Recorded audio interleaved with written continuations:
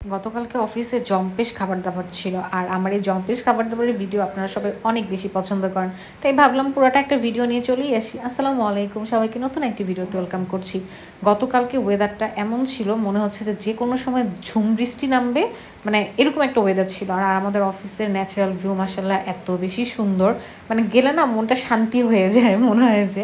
তো এই যে এরকমই ছিল, সকালে বৃষ্টি ছিল, সন্ধ্যাও তো অনেক বৃষ্টি হয়েছে, বিকালে যখন বের হয়েছে তখনও বৃষ্টি ছিল। তো আমাদের অফিসে হচ্ছে নতুন কেউ আসলেই ভাইরা হচ্ছে আমাদেরকে একটা ট্রিট দেয় প্রথম স্যালারি দিয়ে। তো সেই হিসেবে হচ্ছে আমাদের 3জন কলিগ হচ্ছে আসছেন, তো ওনারাই আমাদেরকে ট্রিট দিচ্ছিলেন।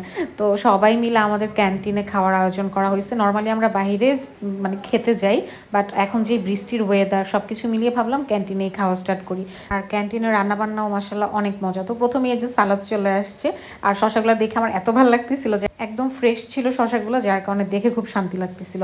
আর এই যে আমার হচ্ছে মনে হয় যে খাই আর না খাই, প্লেটে একটা কাঁচামরিচ থাকবে, একটু লেবু থাকবে, তাহলে খেতে অনেক বেশি ভালো লাগবে। তো এরপরে এই যে রাইস চলে আসছে, পোলাওটা অনেক মজা ছিল। মানে আপনি এমনিতেই অনেক সময় থাকে না, একটু পোলাও একটু সেদ্ধ ডিম দিয়েই খাওয়া হয়ে যায়, ওই টাইপ পোলাও ছিল। আমার খুবই মানে ভালো লাগতেছিল, ফ্লেভারটার সাথে ছিল বেগুন ভাজা। পোলাওর সাথে বেগুন ভাজা আমার খুব বেশি পছন্দ। আমি সবসময় বেগুন ভাজাটাকে এরকম চাক ভাজিটাকে ভাতের সাথে বলেন আর পোলাওর সাথে বলেন আমি খুব পছন্দ করে খাই, মানে খুবই মজা লাগে আমার খেতে। উপর দিয়ে একটু চিনি যখন ছিটায় দেয় বেগুন ভাজির মধ্যে, কি টেস্ট থাকে। তো প্রথমে হচ্ছে এরকম শুকনো শুকনো বেগুন দিয়ে খেয়ে নিচ্ছিলাম, সাথে তো এই যে কাঁচামরিচ, দেন শশা, লেবু তো ছিলই।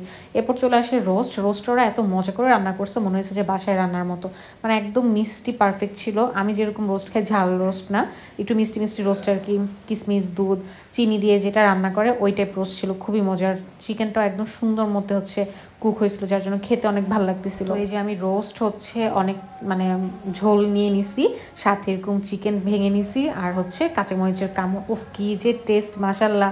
রোস্টের ঝোলটা দিয়ে যদি ভাবে খাই না, খুবই মজা লাগে খেতে।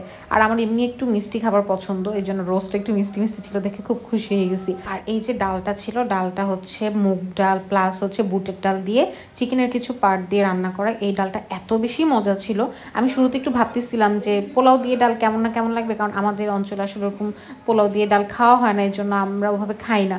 কিন্তু দেখলাম যে এটা এত মজা হয়েছে, আমি পরে রাইস শেষ হওয়ার পরে এমনি এমনি ডালটা খাইছি। তো এই যে ডাল দিয়ে খাচ্ছিলাম, আর শেষে হচ্ছে গরুর মাংস ছিল।